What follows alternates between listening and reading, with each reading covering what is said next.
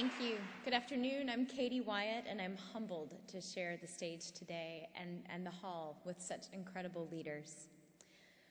While getting ready for today, I asked myself the question, who do we think orchestras are for today?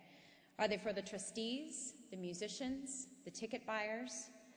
Or are they for the parents who have children with no music in their schools? Are they for people who can only come to our free parks concerts? In my own view, they don't belong to any one of these groups, and instead, we as orchestras belong to the whole community, to everyone.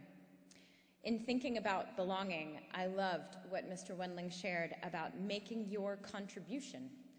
And I would change just one word so that everyone has a right, but also a personal responsibility to contribute their respective abilities to the community in place of business in a meaningful way.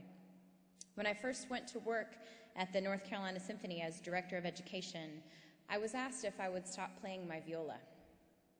Where does the music stop, and why should it? What is the opportunity in taking the personal responsibility to contribute 100% of ourselves? What is the potential impact we can have when, as an organization, we remain beholden to the greater power of music to make positive social change? Who does your orchestra belong to? I know for many of us, our goal is that orchestras are for everyone, with an entry point of involvement that is meaningful for each adult and child. However, in thinking about access, we must confront the reality that as storied institutions, we have spent many, many years building up our plates.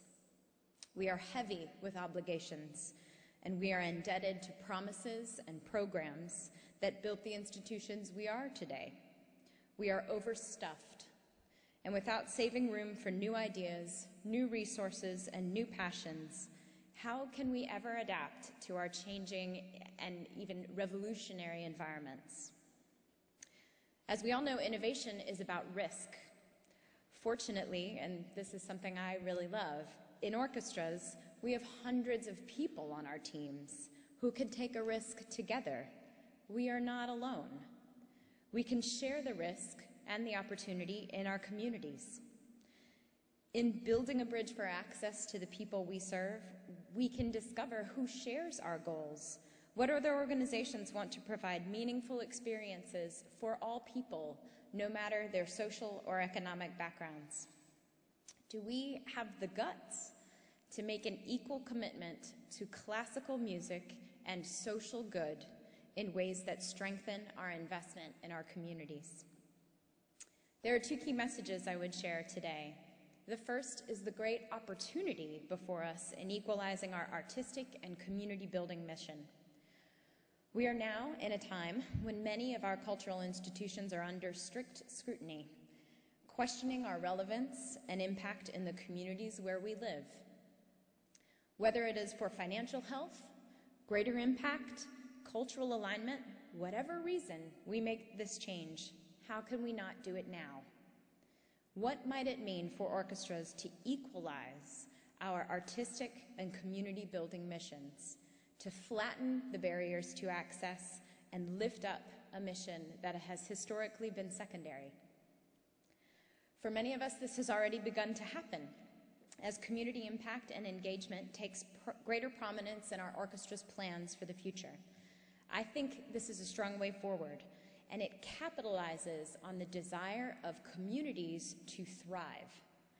As improvements are made in education, transitioning families out of poverty, supporting local business and food, and fostering a representative government, orchestras have a role to play in creating a thriving cultural backbone to help citizens find commonalities in self-expression and emotion, to help us work through our daily struggle of working together as disparate, different, and individual members of a common community. My second challenge to you builds off inspiration from the movement of El Sistema, one example of innovation in access and empowerment taking place in orchestra communities around the world. As many of you know, I am very involved in this movement, and from it I have learned an essential lesson about risk. When I returned to Venezuela this spring, this time as an Abreu Fellow, I brought with me a lot of questions, and I was really worried about how I could begin a model of El Sistema in the United States. How many kids would I start with? How many days? How was I going to get the instruments? How were we going to raise the money? How could I be absolutely sure that we were doing it right? To this, most of the Venezuelans would kind of pat me on the shoulder and say, "Tranquilo, flaca, chill out, skinny girl." No one in Venezuela would tell me that this was the way, or that that should be how you should start. Instead, what they told me, what they insisted, was their absolute best advice, and the only way they could help me is that I start immediately, on Skype, while still in Venezuela, that I was already behind. It took me a few months to realize that they were trying to instill in me the essence of the motto of El Sistema, tocar y luchar, to play and to strive.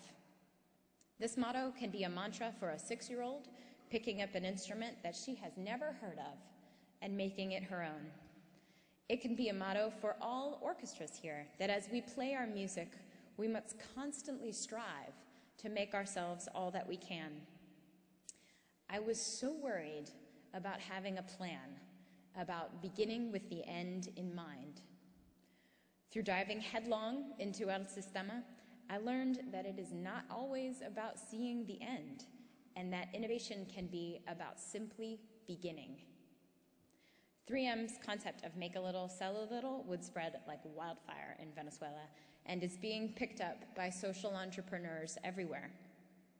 I think the most important innovative step many orchestras have undertaken in finding relevance again in their communities is that they have started to make changes, that they have simply begun without having everything figured out, and accepting that the answers to our questions are in the journey, and that innovation and positive change happens in the struggle and in the playing. Isn't it our shared belief in the intrinsic power of music and performance that we can deliver in real time without knowing what might happen next or what might happen at the end of the piece? Awe and inspiration for our communities. Thank you.